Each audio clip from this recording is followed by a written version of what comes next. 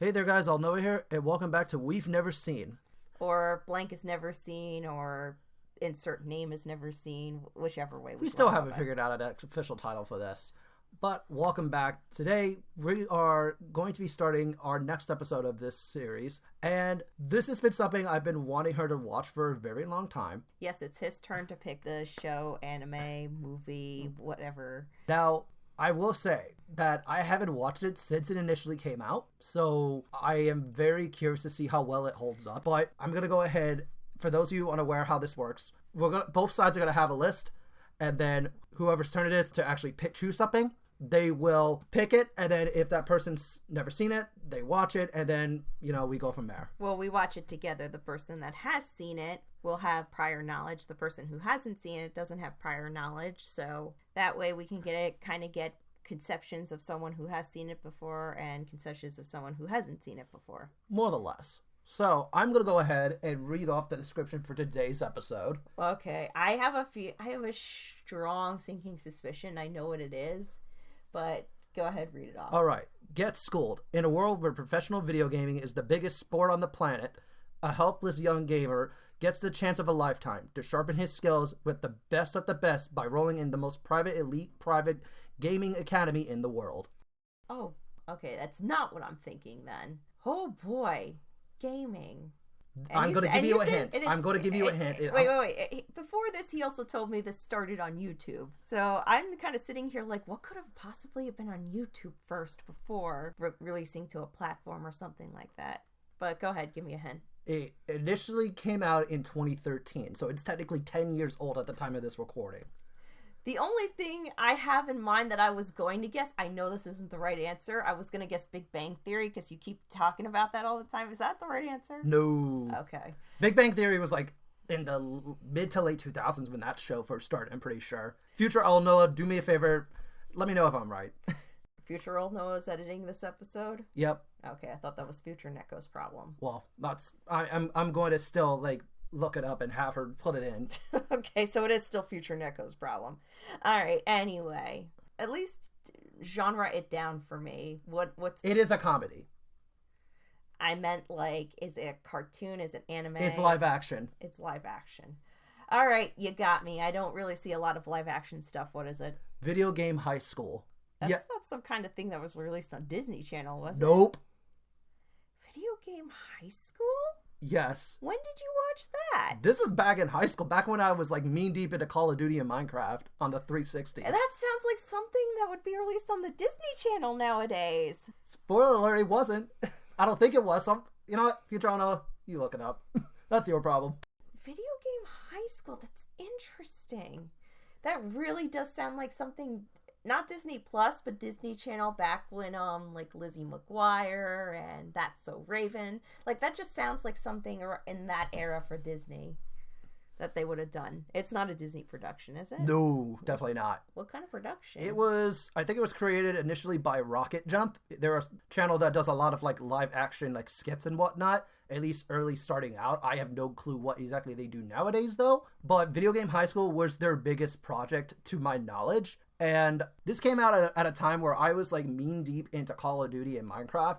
So this just hit me right at home. So I've been curious, especially since it's the 10th anniversary of this show, that I've been wanting to rewatch it and just see what my preconceptions were from not seeing it in over 10 years. Well, kinda. what did you think of it 10 years I ago? really loved it. I fell in love with that show immediately. It was just, it had all the right notes. It had the right amount of comedy. It had the right amount of drama mixed in. And it just, for my teenage self, it was perfect.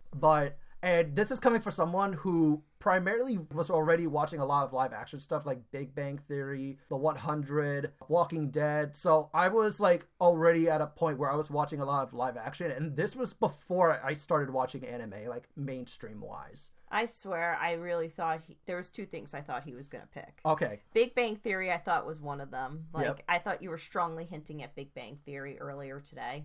And then there was one movie, I can't think of the title of it right now, that you've been talking about for a while, but we'll wait till we get there. Yep.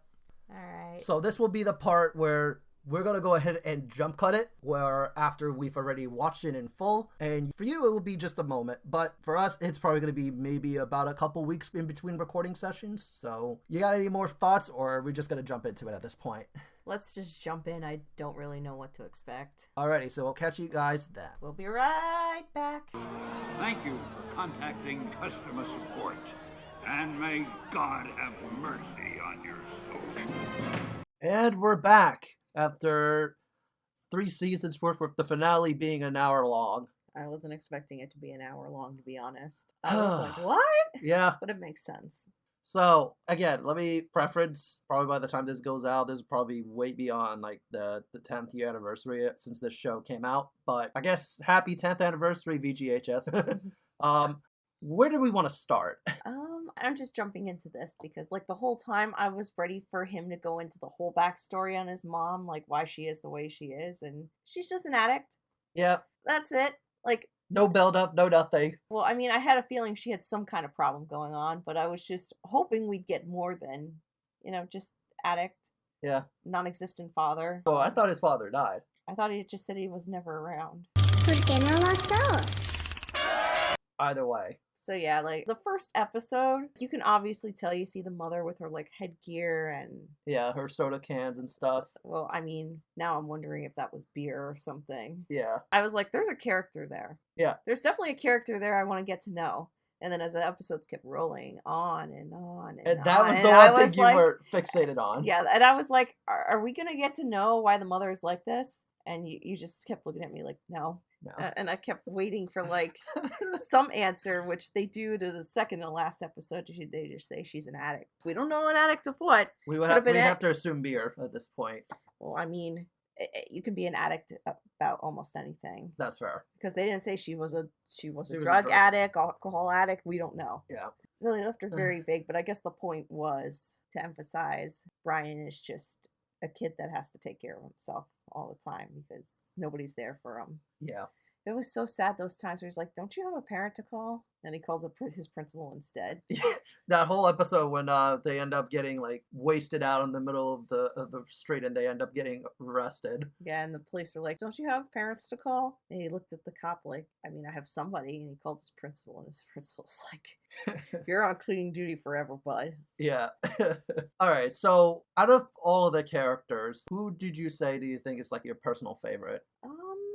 Funny enough, I like how quirky Key was. Yeah. She was a little dumb at times, but something about her quirkiness was so genuine and cute. Yeah. But they were all really good characters. There wasn't one that I say was badly written. Law was... I know his writing was intentional to be annoying. I know. He got on my nerves at times, and anytime anything bad happened to him, I did not feel bad for that character at all. Yeah, neither did I when I initially first watched it. I just saw the downward spiral the moment that season 2 happened, and it was just like, oh boy, he went off the deep end. He doesn't know how to take losses well at all. Well, I mean, that's what happens when these overly cocky people that don't ever really lose in their life end up losing. And they just can't accept loss well. Yeah. Now, let's go into how you personally feel about the overall production of this series. I swear, as I was watching the show, Yeah. I was reminded, at first it seemed like a Disney Channel type show, but as we kept watching, it actually felt more like a Nickelodeon type show. Yeah. And the one that I kept jumping to as we were watching this was, for some reason, Ned's Declassified School Survival Guide. Which I don't think you've ever seen. I never saw it, so that's going to definitely be on the Noah's Never Seen. Yeah, Ned's Declassified School Survival Guide is also set in a high school. Yeah. And it takes place mainly at a high school where they barely leave the high school and do stuff. This one, they did leave the high school. They at least went to somebody's house. They went out to a couple different places. In season 1, Brian opened up essentially his own arcade. No, he didn't open up that arcade. He took over the arcade within a day, which I don't know how that happens. And I love that even the people around him were like, Brian, it's been a day. Yeah. Like, you haven't been gone that long. Yeah. Again, the time the group went out just to have fun because prom was stupid. Yeah, no, not that one. It was in the first season when he gets kicked out of school. Yeah. So he gets a job, and that's where he gets the job at. No, I know. But I'm just saying, like, I'm still going over, like, all the other examples that they went outside, and then, obviously, like, toward the end of the series, when Ted's dad passed away, and it turns out that I honestly really like Ted more than most of the characters, because his, like, overall development was, like, at first he really didn't want to do the whole drifting thing, but then he kind of just eventually got into it.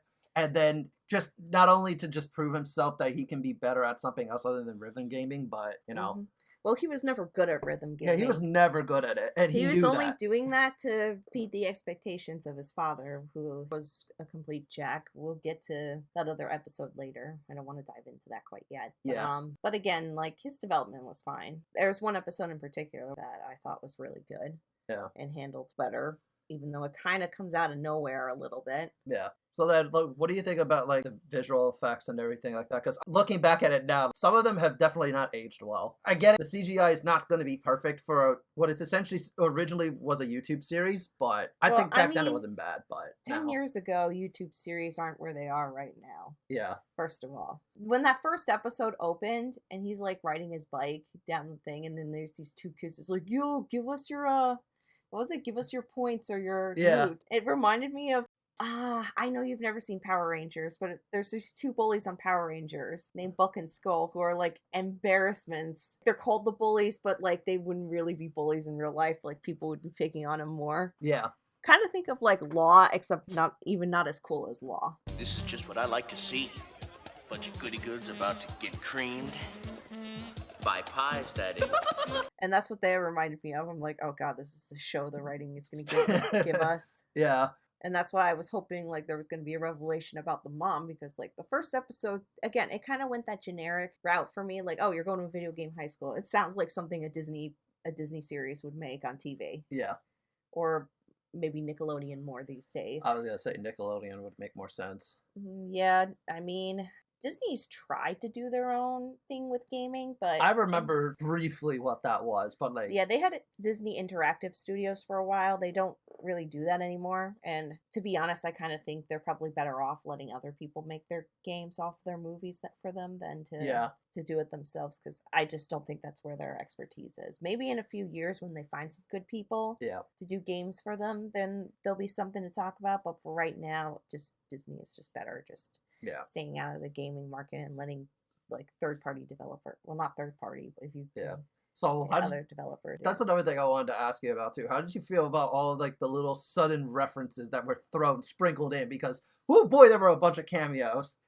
Now looking back at it, I don't think I would have caught onto a lot of this either.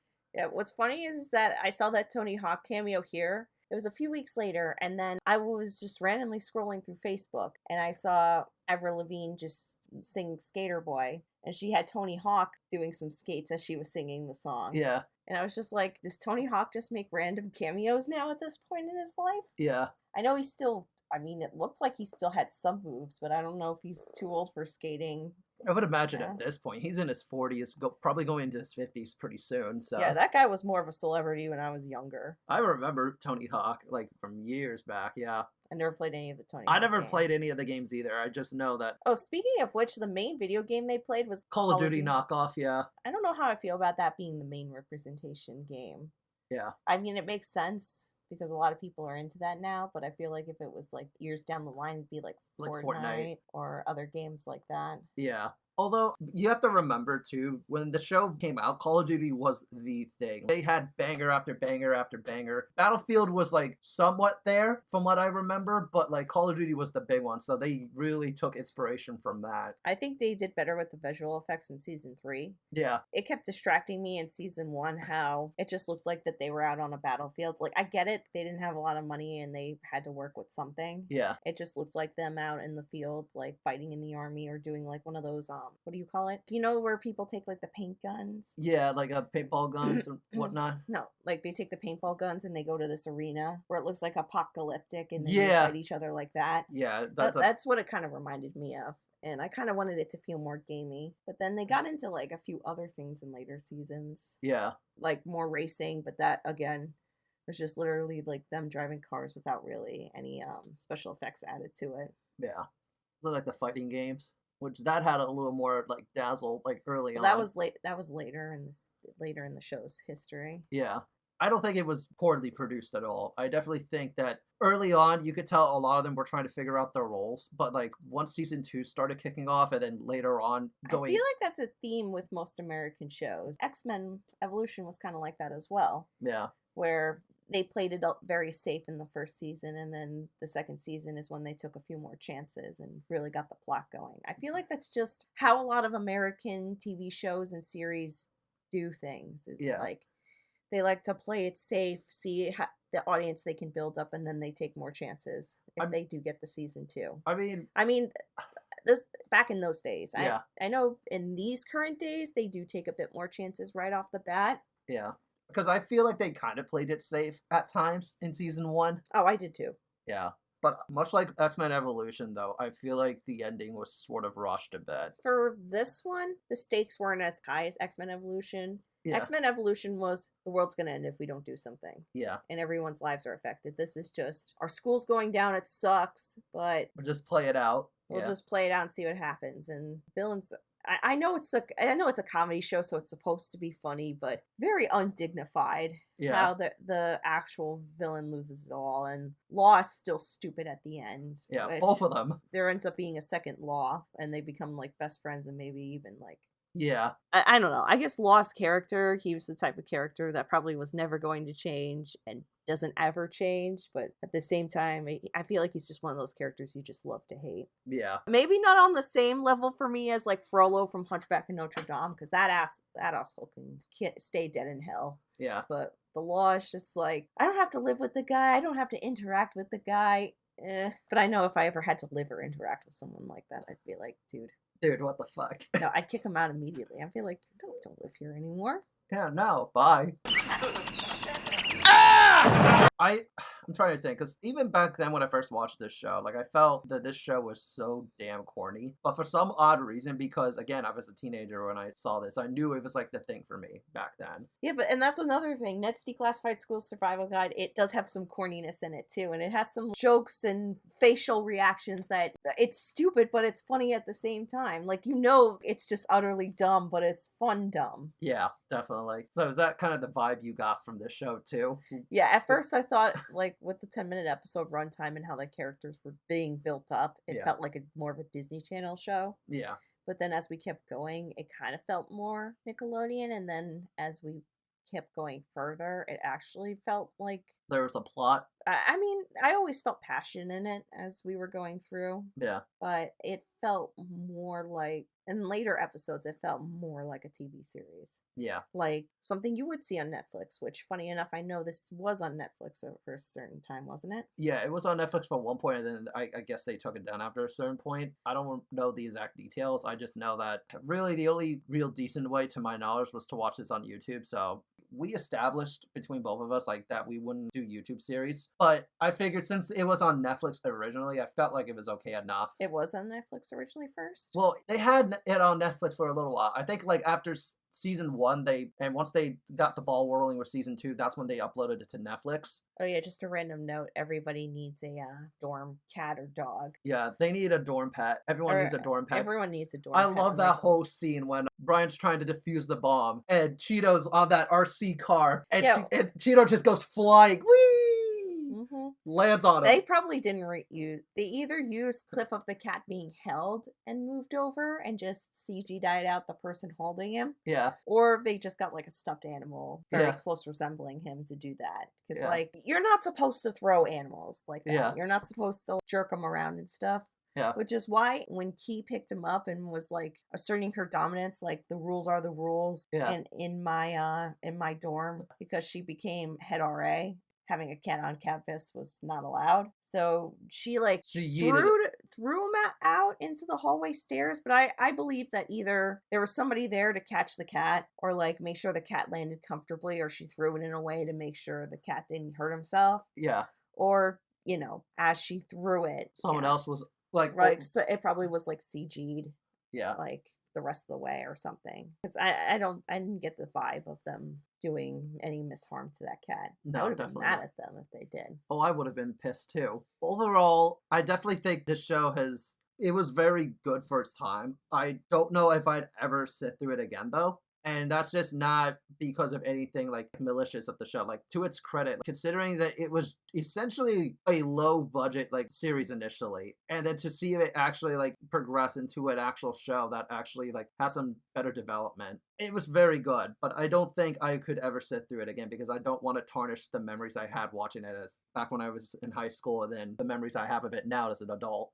And I'm afraid this is one of the shows where if I watched it again for like a third time, I would get it to a point of just nitpicking. And I don't want to do that to this show because it deserves a lot more than it actually gets at this point.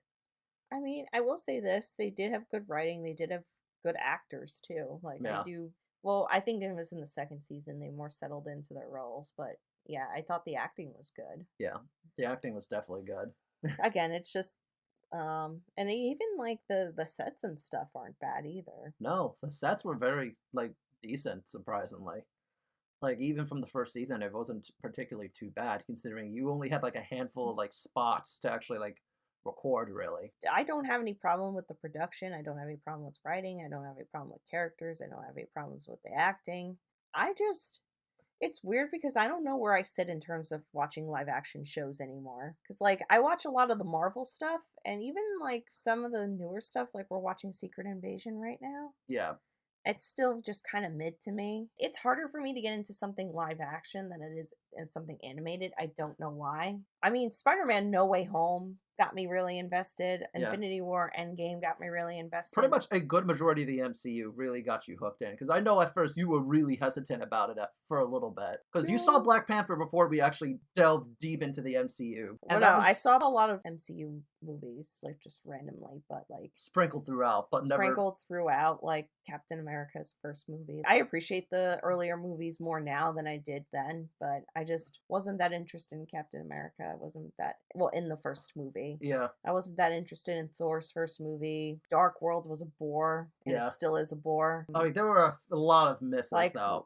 Like, I think it was around, like, Black Panther and Doctor Strange where I started getting more invested, but it was really Infinity War.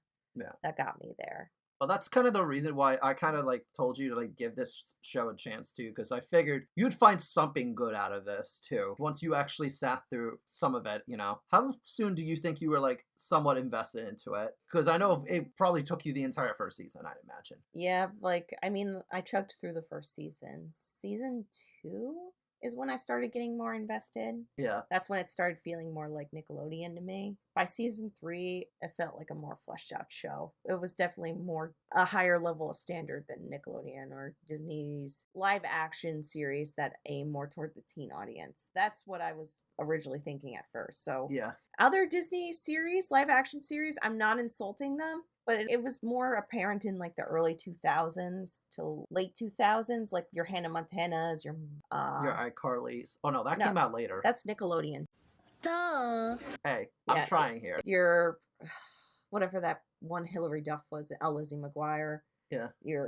This was a Disney Channel movie, but your High School Musicals, that kind of feeling I had from the first season. Yeah. And by the end of season 3, it did feel pretty good. I just don't have a good comparison for it at the moment. I think it's because it stands somewhat on its own, given how it started and versus how it actually ended.